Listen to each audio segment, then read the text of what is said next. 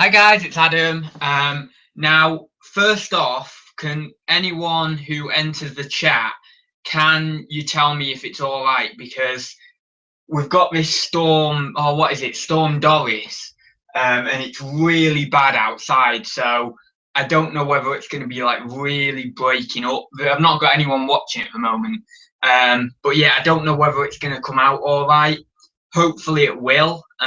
But the last time that we had a bit of rain and stuff when I was trying to do live, yeah, it didn't seem to want to work. So please tell me if it's breaking up, because it might be. As I say, it is really bad out there. But today, if we do get round to doing it and the stream is okay, we're talking about YouTube and reselling, which is a cool topic, I think. We've got 5 people now. So let me just, I've got to get the little thing up, so I'll just get the chat up. Sorry, there might be duplicate sound for a sec. No, I got it. Andrew, David is in the chat. So is it all right? It is all right. The stream's okay. It is. It's just very, very bad outside. So I was thinking, oh God, it's not going to work. Hi, it's awful here. The weather, not the stream. The stream is okay. Right. Okay. Stream is all right. Ads. Have you the fleeced wallet and grommet? No, I've never had that one. No.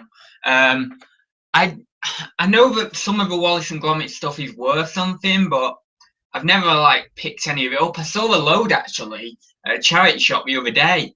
You know, like I think it's like, I think there's so much of it though. I think even at new prices, it's not great. But I don't know. I mean, maybe some of it's worth something. I did actually have ages ago. Oh wait, what was that then? Oh yeah, I literally just hit 1,200 subscribers. So thank you everyone. I just hovered over my name there. But yeah, I did actually have the Wallace and Gromit clock when I was younger. You know, that alarm clock with like it had like 3 little red buttons on it. Right, where's my pad? So today we're talking about YouTube and reselling. I did get a few notes. Here we go. Put them down here so then I don't have to actually hold the pad. Right, who else is in the chat? Hello to Matt, Andrew, Richard, Kaylee, Jason. Wow, quite a few people in the chat already. Let me just see how many people are actually watching. 17 people already. That's crazy. Right, so YouTube and reselling. David McGregor asked the topic, set the topic from last week for this week as being what makes a successful YouTube reseller. I can't really answer that question because I don't really feel like a successful one. Maybe if I got to like 10,000, 20,000, 30,000, I might feel a bit more successful at it. But I always think I'm just going to be myself on YouTube and just have a laugh with it. So it doesn't really make me feel successful. It's just like a hobby. Like I'm just having a laugh with it. Hi, David. David is in the chat actually. So I've got a few points here. And the first one is crucial. If you any YouTuber, not just a reseller YouTuber, and that is persistence. And I wanted to talk about what I've seen over the last sort of 16, 17 months of doing YouTube. I have seen probably more people than I can count on both hands set up a YouTube channel, both either US resellers or UK resellers, set up a YouTube channel. I've watched them for a while and then they just never make another video. And I'm like, I want more content. I want more content from you. So the biggest one is persistence. People want content all the time. Like I had a break from doing it in January from doing YouTube. I had about 2 or 3 week break, and yeah, it really showed like in my analytics, my YouTube analytics, my average views and all that were going right down. And then luckily, because I had only had a break for 2 or 3 weeks, obviously people were expecting my next video still. So the first video I did when I got back into it got like 800 views. Whereas if I wasn't persistent and I maybe had a break for 6 months and didn't come back till June, then you know what, all my subscribers wouldn't care really, so they wouldn't even be there anymore really, or if they are, he probably would turn me on and think, well, he's come back too late, you know, what's he doing, you know, all this sort of stuff. And you have to build that rapport again with your subscribers. So that is the most important, I think, as any YouTuber, even if you're like, you know, any niche, like you see loads of these big YouTubers and they're all doing a video a day. I would say reselling wise, you don't have to do a video a day. People in the UK reselling community do not expect a video a day, which is good for me. But also the way YouTube is going, I do think that, like, for example, 4 or 5 years ago, you could do like maybe 1 video a week and it'd be fine. But now people expect, whatever niche you're in, people expect at least 2 or 3 videos from you a week as a YouTuber. So the expectations are creeping up, and I think especially with live as well, with how easy it is to do a video and go live, I think people are only going to want more and more content per week, which, you know, is great, but also for people doing it as a hobby like me, it's kind of pressurizing, and you want to make it feel like a hobby, not a job. So that's why I'll always probably stick to like doing 2 or 3 videos a week, because that's how I like it. If I get more subscribers or less subscribers from it, I'm not bothered. I'm happy. I want to satisfy the people who've been with me from the start, and as long as they're happy and they like me and it's all going well, I'm fine with that. And anyone who wants to join on for the ride, they're very welcome to. But yeah, that's the biggest one, persistence. And as I say, I've seen so many disappearing resellers, and I will tell you, right, even if I stop reselling, I will still do this channel probably. I'm like 90% sure I'll still do this channel, but not reselling related. I'll do it just me, like, you know, just so that you can still see me, because that's the problem. People quit reselling and then they think, well, oh, I won't do the channel anymore. But the thing is, your subscribers, they don't just subscribe to your reselling content, they subscribe to see you. And if I were to quit reselling and leave this channel and leave the community, I bet you there'll be I'm not trying to sound like really, I don't know, up there or anything, but I bet you there will be some people who would be sad about that. And it's like, if there's certain members of the community who left, I'd be sad about it, you know, and if they left doing YouTube and all that. So really keep doing your channel, you know, even if you don't do reselling on it, just keep doing it, because your subscribers subscribe to you and not necessarily for just your niche content. So next is actually moving on from that as well, like sort of flowing into that, is personality. Now, you see me do a lot of hand gestures. I'm very bold, I'm big, I'm confident with it.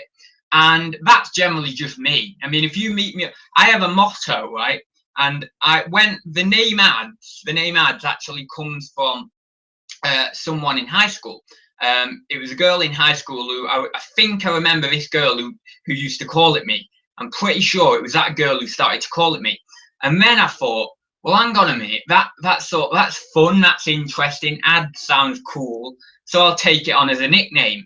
And then I sort of started to come out of my shell a bit, you know, in high school, and I would be very bold and big, and I'd be weird, and I'd be crazy and eccentric and just odd and do weird, random, crazy things. And then I left high school and went to college, and then got even more crazy and weird and stuff, because in college you can wear what you want, and I was coming in and wearing bow ties some days and wearing suits and this and that and tweed jackets and everything. And yeah, and my motto is that when you meet me once, you will never forget me. That's what I want to portray.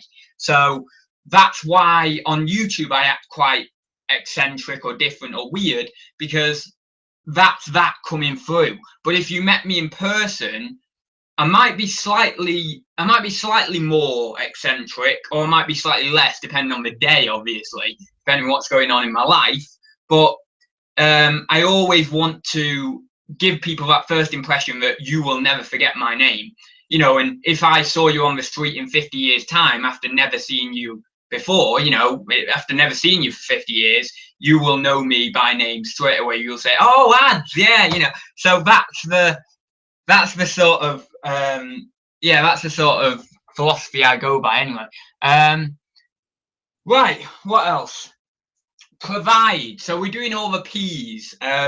Provide. So that is providing good quality information and stick to the facts. I'm not saying I've done this. There's been videos where I've not stuck to the facts, but you certainly do need to stick to the facts in those informative videos. You'll see like certain videos from me are like a bit more serious, and other ones are like really really relaxed, and then there's some in the middle.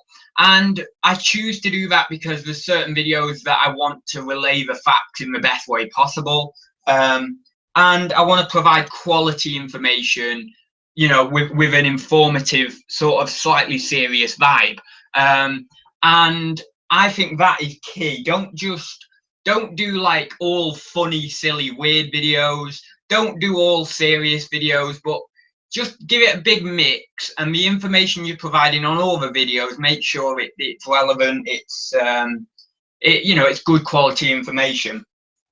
And then finally, I wanted to talk about growth opportunities in the UK reselling YouTube world. The US resellers, right? I watched the chat with Chad and Ronnie on Tuesday night, and they were talking about YouTube reselling and the evolution of the US community.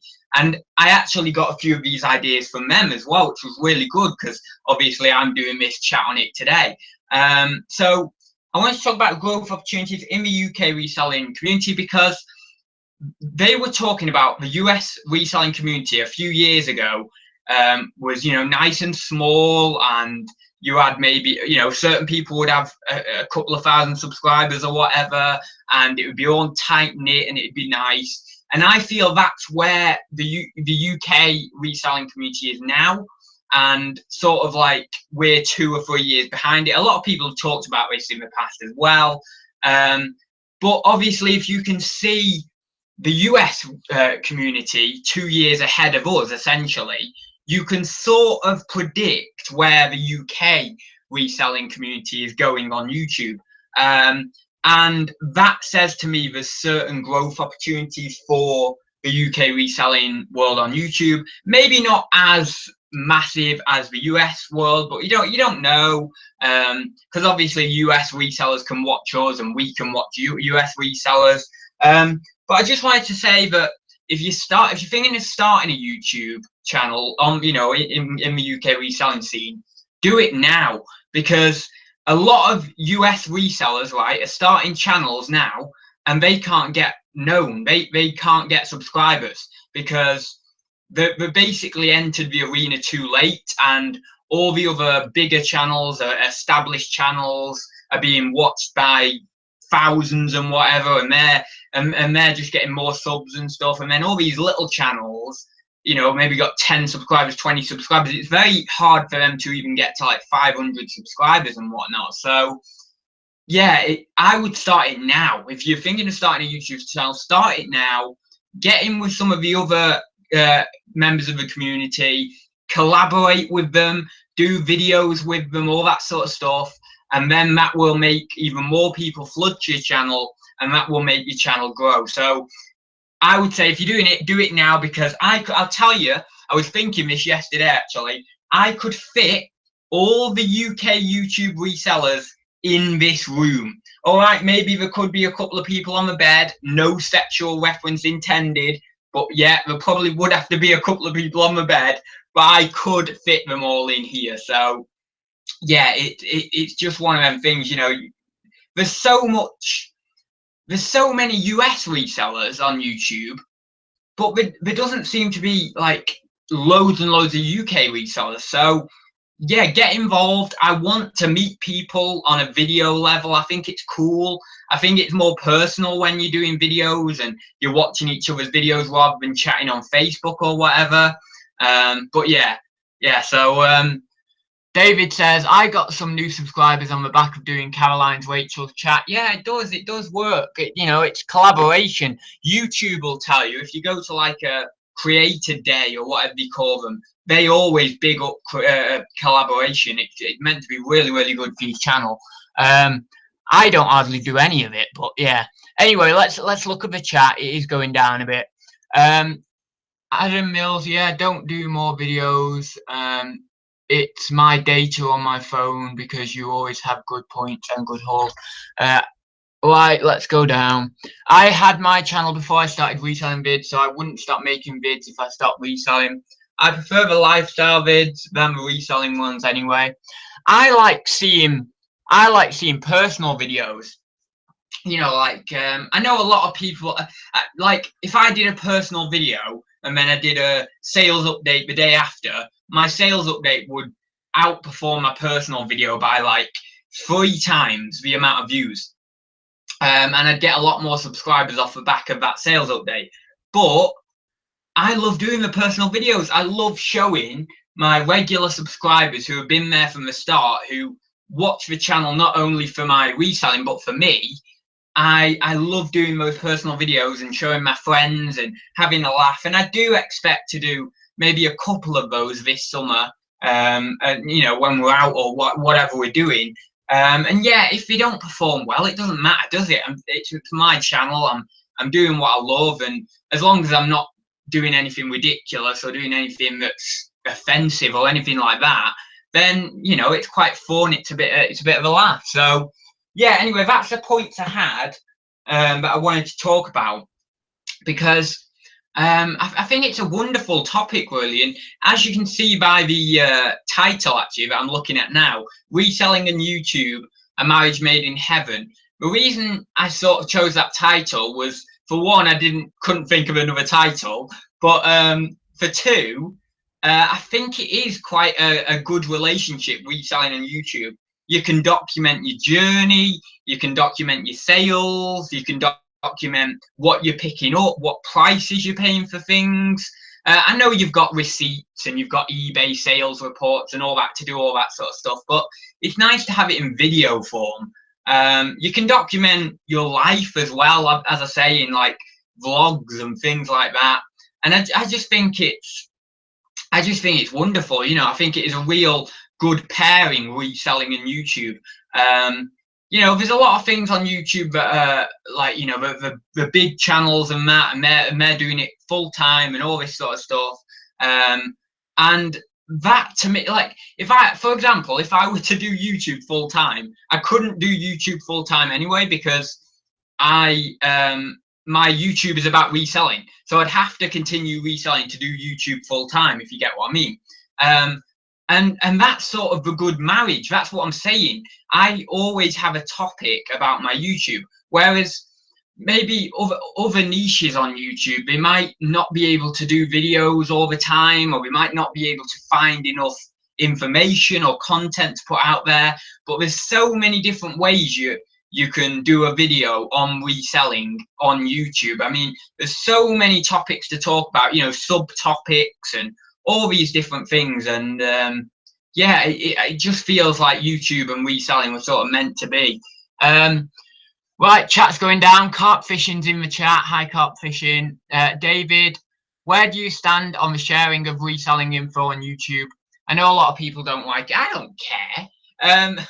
Well, okay, I do care. That is a false statement. I have certainly stopped sharing certain things. Obviously, I don't share RA. I didn't really used to share RA. I think I've shared RA in like one video. And I don't know, I share certain bits and I don't share other certain bits. There are things that I pick up in hauls that I put to the side and say, no, I'm not going to share that on YouTube.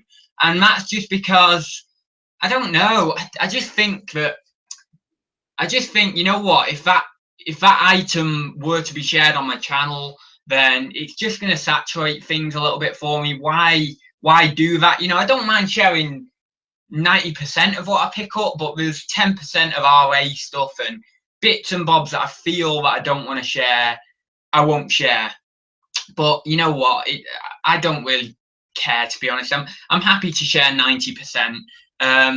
Actually, a lot of people, well, not a lot of people, but like my granddad said to me, he doesn't understand why I do YouTube in terms of sharing, because he's been a businessman all his life, and he's been like, why are you sharing all your tips on YouTube like to other people so that then they can basically just copy you?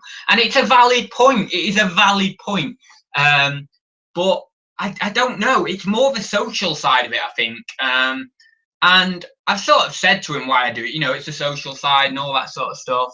Yeah, I mean, as Neil said there, it's commercial suicide if you share the good stuff. That's what I'm saying. That's why I'm refraining from sharing certain bits. Like, what I will share now is what everyone knows, essentially. Or if it's your granddad is a very wise man. He is. He knows what he's doing. He knows what he's been in business years and years and years and years.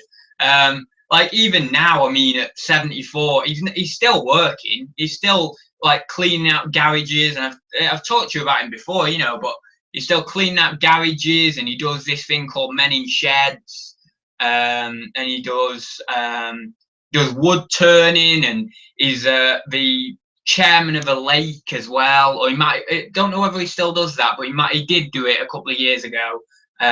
He's still, I mean, he built a boat the other year because he's been a fisherman all of his life, and he builds a lot of boats.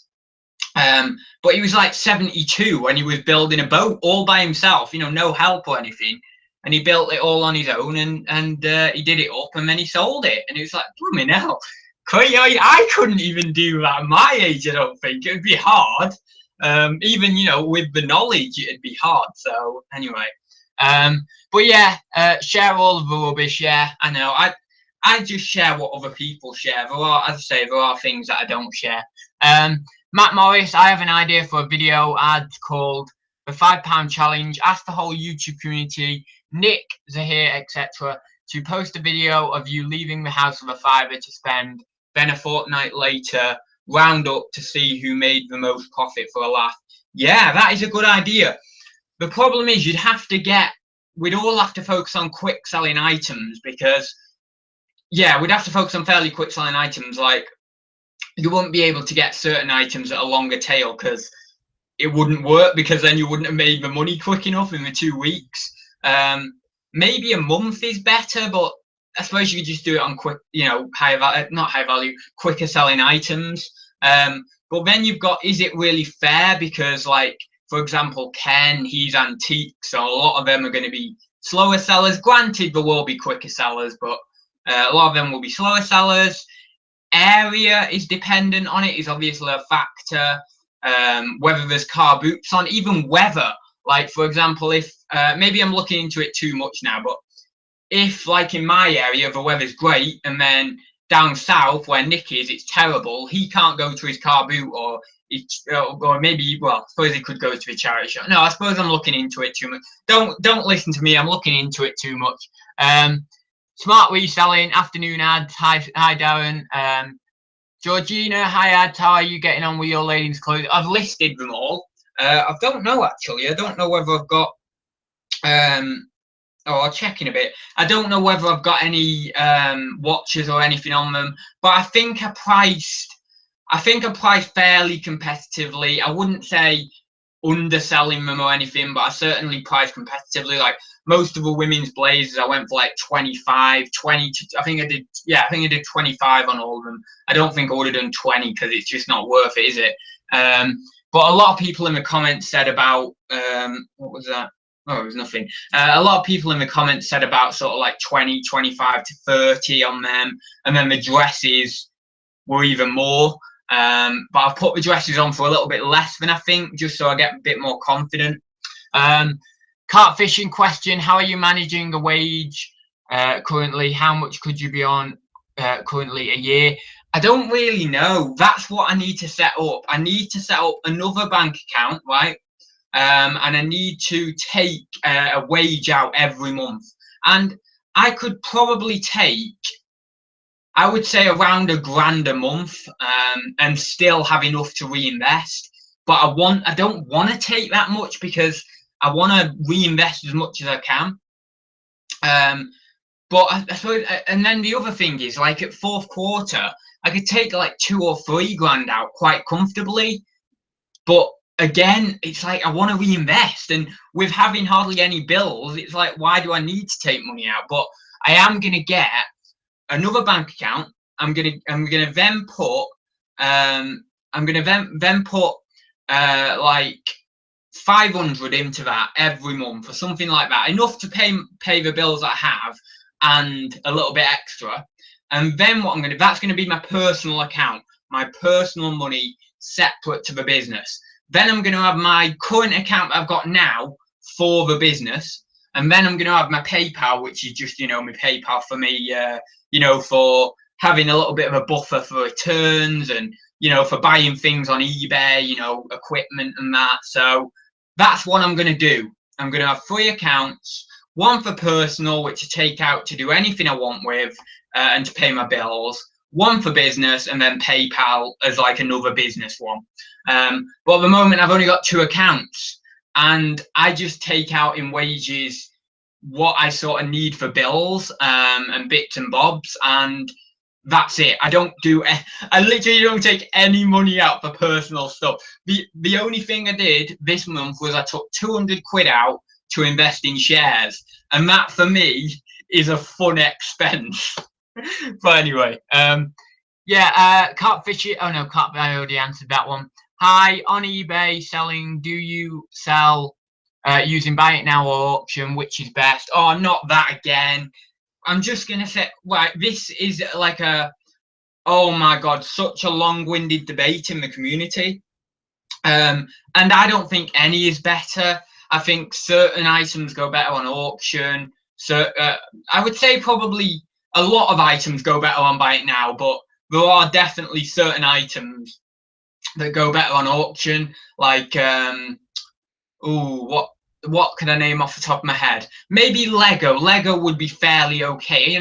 It might not quite match buy it now prices. It might be slightly under, but then again, it might be slightly over on certain items. But it's one of those items that you can put on auction, and you're guaranteed a certain amount. Video games is another one. If you put a fairly rare video game on auction, maybe 10 days or something like that, you're probably going to get a good solid amount for it, and you're going to get the money quick. I actually just sold Mega Man X4 for the PS1 for £100 plus postage on buy it now. That was an auction. I had it up for 150 because it was boxed. It was in excellent condition. But I think that might have been shooting a bit. I don't know. Maybe it wasn't. But I decided to reduce it right down to 100, get it gone, because I'll tell you why. I'm not a lunatic or anything. That was in a job lot that now I'm totally in profit on. Before I sold the Mega Man for 100 quid. So that 100 quid minus postage and fees and that's all profit. So there's no point sitting on it for like 150 and waiting for months and months and months if I can get a quick 100 now and then reinvest, especially when it's all profit anyway, as I say, minus postage and fees. Mark, hi, as you have new lighting area and new camera, is there any other equipment you're going to get for reselling or other income streams? I don't know. Maybe a new phone. I don't really want a new PC. I'm fine with this one. But certainly maybe a new phone. It's been buggering up a bit recently. I don't know where my headphones are, but yeah, my headphones died today as well, so that was bloody annoying. I need some more headphones. Yeah, but that's obviously nothing to do with reselling. But yeah, I don't know. Other income streams, I don't know. I don't think I need anything for any of my other income streams that I have. The camera can double for YouTube anyway. Will be for YouTube anyway, as well as eBay reselling, or eBay photos.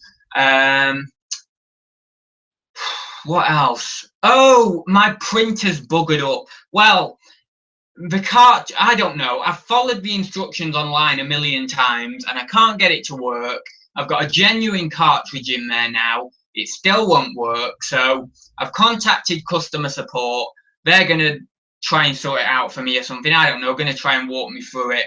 But I don't know, it's buggered up, and it's really annoying because I have to use my mum and dad's inkjet, and theirs is so temperamental. It just decides to print when it wants to. I don't have any control over it. So yeah, that is a real bugger. But I've had quite a few problems over the last couple of weeks. It's not been the best couple of weeks for me, but you know what? I just think I've got next week. You know, we're entering a new month soon, and you know that's all I can say really. It's I've got to be positive about it. If you're negative, it's only going to bring you down. So yeah. Dirty, faulty sensor, mate. It's having trouble reading the chips on the cards. Yeah, maybe. What's the sensor? I've cleaned the Corona wire. Corona, I think it is. Corona wire. I don't know how you pronounce it, but I've cleaned that anyway. I've taken it out. I've tried to make sure that the cartridge is in the drum unit, you know, properly. The drum unit is third party.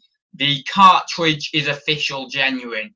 I've tried it with a third party cartridge. I've tried it with a genuine cartridge. I might buy a genuine. No, actually, I won't want it now. I'm not buying a genuine drum cartridge because they're 50 quid. And I'm like, oh, the printer is 40 quid to buy new. What the hell is that logic? You can buy a new printer with a drum unit installed, a genuine official drum unit installed for 40 quid. And then if you want a new drum unit, you have to pay 50. What is that? That is just terrible. That is crazy. But yeah, I've got a little list of stuff that needs sorting. You know, it's just one of those weeks, been a couple of weeks where there's just everything being thrown at you. But also I'm in the process of buying a website as well, and there's been a few difficulties with that. Nothing major, but there's been something else has sprung up today with it. But I think I'll get that sorted. That's fine. Everything seems to be all right. But I've got quite a lot of money in that, so yeah, but it's just another income stream. It earns about 200 a month, and I paid 725 for it.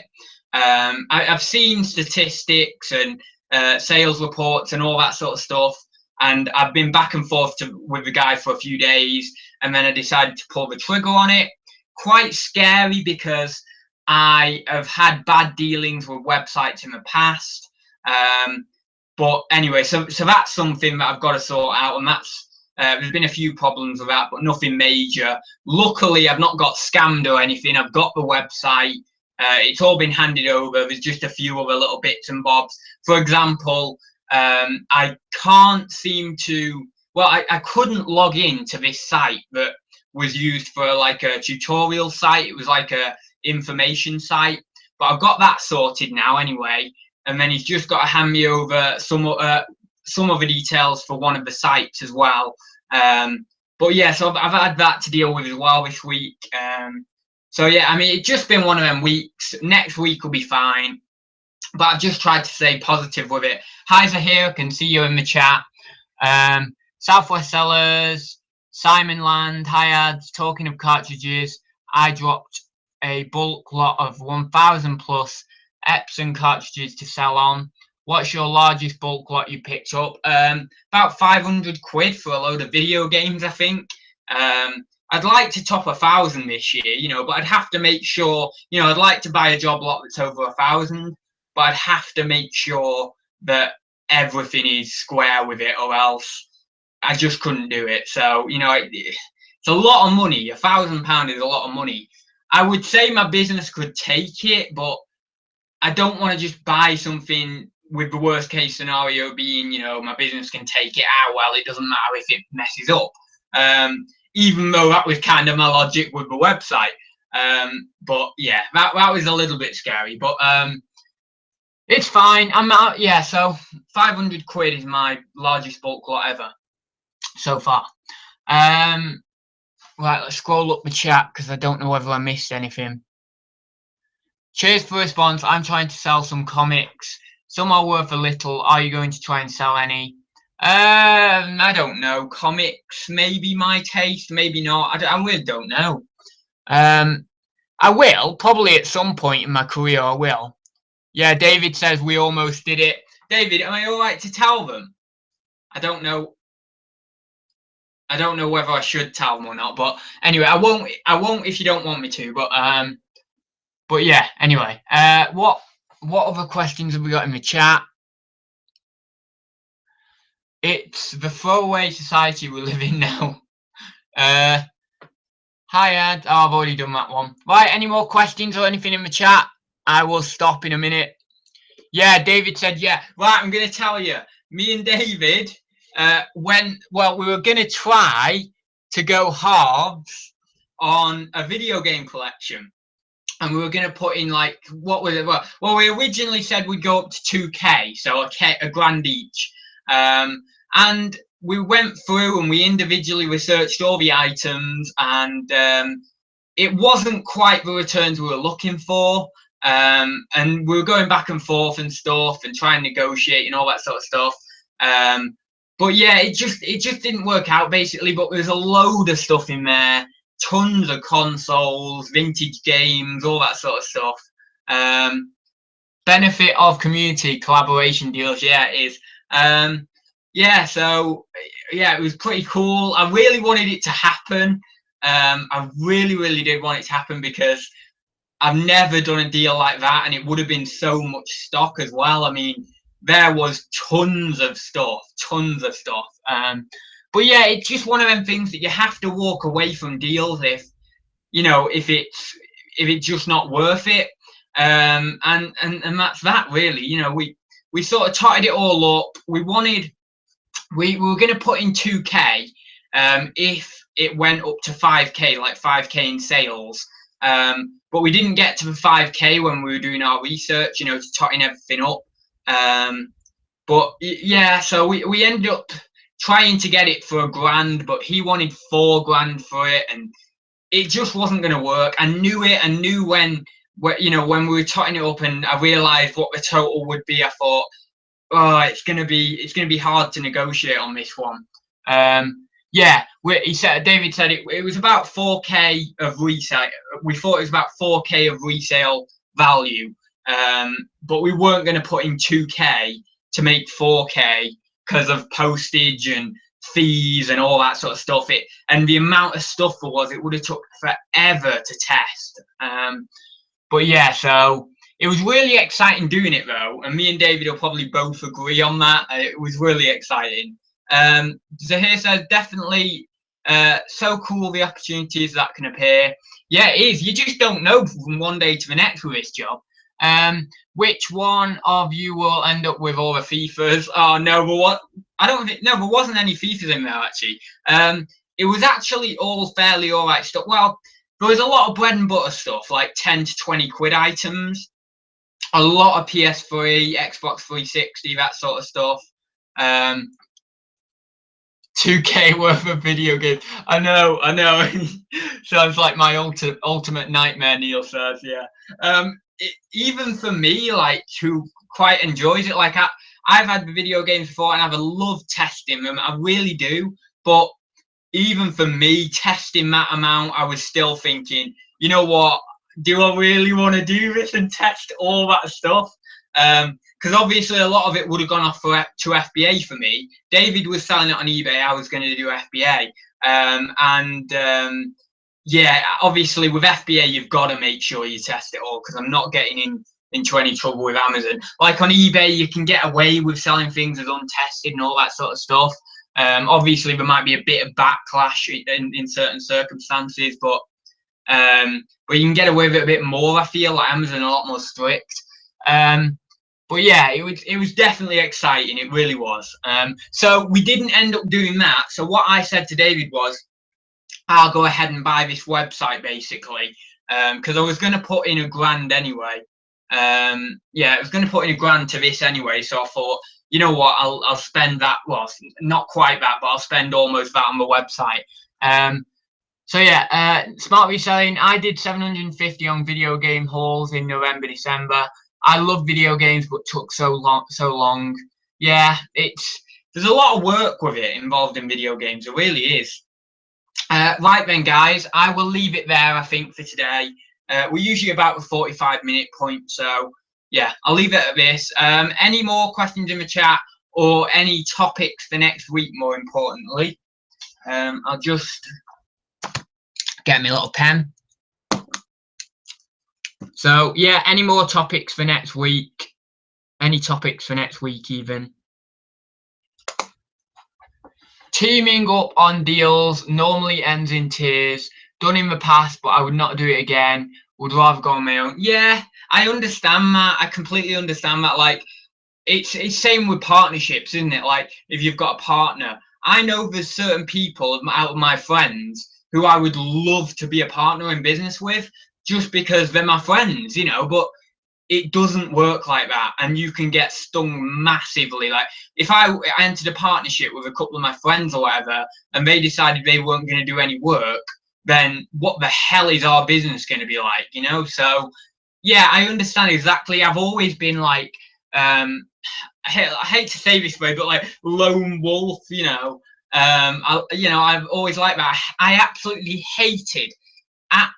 hated with a passion anything that involved teamwork in college or high school, and I used to just carry the team. I would just like, right, you all go over there, sit on your phones. I actually said that one time. I said, right, look, don't interrupt me, just go over there on your phones, I'll get this done. And then we had a debate afterwards. It was a debate about whether, like, I forgot what it was now, but it was something to do with like supermarket chains against independent chains, I think. And it was a debate in college, and I just did it. I completely did all the writing for it and everything, and then I did the debate on my own without any backup of my team, because I said that's what I'm doing, and I won the debate because, you know, I was like, that's what I'm like. I don't like teamwork. I'm not a guy. I just I hate it. The other side of it is if someone's like amazingly better than you, and you're like, well, oh no, I want to be equal to you, not better than you. And then they're like carrying the team, and they're looking all suave and all this. I suppose that's me in a way, but yeah. Anyway, I just don't like teamwork. I know I sound like a bit of a, I don't know, egotistical T word, but yeah. Anyway, I just don't like teamwork. Right, any more topic? Right, hey, we've got a topic. Mark says, best things to do when first starting as a reseller. Things like account to start with, building ratings, etc. Great topic. One sec. New resellers. I'll write that down, and then I'll write down the rest in a little bit when we've ended the live stream. So, guys, that is it for this week. Anything else I want to say before we end the stream? No, that is it for this week, I think. Yeah, that's it for this week. I shall do a sales update very soon, like Saturday maybe. Friday or Saturday. Oh, that was it. I am on with Caroline on her channel tomorrow at 1 o'clock, discussing jumping into new niches, like getting into niches outside your comfort zone, all that sort of stuff. So yeah, be sure to check that out over on Caroline's channel. Caroline Mrs. M is her channel. As I say, 1 o'clock, and then Saturday I will be back for a sales update, hopefully. So yeah, see you in the next one, guys, and have a good day as well. And now we have the awkward little bit of awkwardness by the time I get the button. Where's the button? Right, there we go. There's the button. Bye, guys.